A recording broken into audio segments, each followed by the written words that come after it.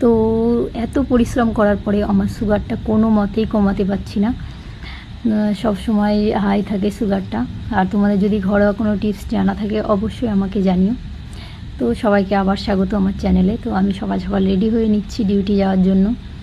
আর বিশ্বাস করো আমি এমন কিছু খাই না যার জন্য সুগারটা বাড়বে। আমি সবসময় চেষ্টা করি শরীরে ভালো কিছু দেওয়ার, কিন্তু ডক্টর বলে এটা টেনশনের জন্য সুগারটা কোনো সময় নর্মালে আসে না। তা সত্যিই আমি ভীষণ চাপের মধ্যে থাকি, মানে এতটা টেনশন এতটা চাপ এসে যায় না মাথায়, তো কি করব, এইভাবেই চলতে হচ্ছে। তো দেখতে পাচ্ছ আমি ডিউটিতে গিয়ে কাজে লেগে গেছি, আর এটা আমার কাজ না, এই কাজটা করতে আমার ভালো লাগে ভীষণ, সেই জন্য আমি নিজের থেকেই করি এটা। যেহেতু আমি আগে ওয়েটারে ছিলাম, তো স্যালাড কাটিং করতাম খুব ফাস্ট, তো সেটাই ভুলে যাচ্ছি আস্তে আস্তে, সেই জন্য একটু মাঝে মাঝে ট্রাই করছি যাতে হাতটা এমন স্পিড থাকে। তো এখনও প্রচুর স্পিড, আমার সঙ্গে টেক্কা দিতে গেলে ভালো ভালো শেফের দরকার। তো যাই হোক, তো এত কাজ করার পরেও ভাবছি সুগারটা কমবে। সারাদিন আমি ইচ্ছা করেই এদিকে ওদিকে এদিকে ওদিকে ছুটতেই থাকি, যে সবাই বলে একটু হাঁটলে এ করলে সুগারটা কমে, কিন্তু বিশ্বাস করে এটা সম্পূর্ণ টেনশানের রোগ। যত টেনশন ফ্রি থাকা যায়, তো আমি ডিউটিতে গিয়ে থাকি টেনশন ফ্রি, কিন্তু বাড়িতে এসে যখন একা হয়ে যাই তখন চারিদিকে টেনশন মাথায় এসে যায়। তো জানি না কবে সুস্থ স্বাভাবিক হব, আল্লাহ ভালো জানে।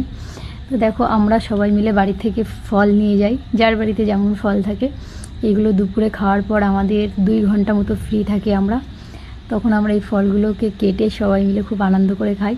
আর আজকে আমি সবাইকে শেখাচ্ছিলাম কেমন সহজভাবে লেবু অ্যাপেল কাটা হয়। তো তোমরাও দেখো, এভাবে কাটলে ভীষণ তাড়াতাড়ি একদম সুন্দরভাবে কেটে নিতে পারবে।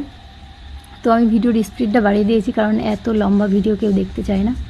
তো চলো সব কাজটা সেরে চলে এসেছি বাড়িতে।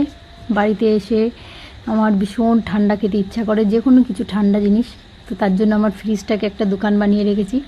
আমার ফ্রিজের ট্যুরটাও তোমাদের দেবো, কত ঠান্ডা আমার ফ্রিজে রাখা, কারণ এই গরমে কোথা থেকে আসলে আমার মনটা শুধু একটু ঠান্ডা ঠান্ডা করে, একটু ঠান্ডা জিনিস খাবো। তো যাই হোক, রাত্রের জন্য খাবার রেডি করে নিচ্ছি। আর এটা হচ্ছে আমার ডেলি, আমি দিনের বেলা যাই খাই না কেন রাত্রে আমার এটা খেতে হবে। এটা আমি চাল দিয়েছি, দেখেছি একদমই অল্প, 1 মুঠো চাল একদম, আর ডাল সবজি দিয়ে। এটা যেমন হেলদি তেমন টেস্টি, এটা খেলে পেটটা এত ভালো থাকে কি বলবো। যাদের গ্যাসের সমস্যা আছে তারা রাত্রে এটা খাবে, এটা ভীষণই ভালো, পেটটাকে একদম সুন্দর রাখে এটা। তো তোমাদের সঙ্গে দেখা হবে আবার নেক্সট ভিডিওতে। তো লাইট অফ হয়ে গেছে, বাইরের আবহাওয়াটা আজকে ভীষণই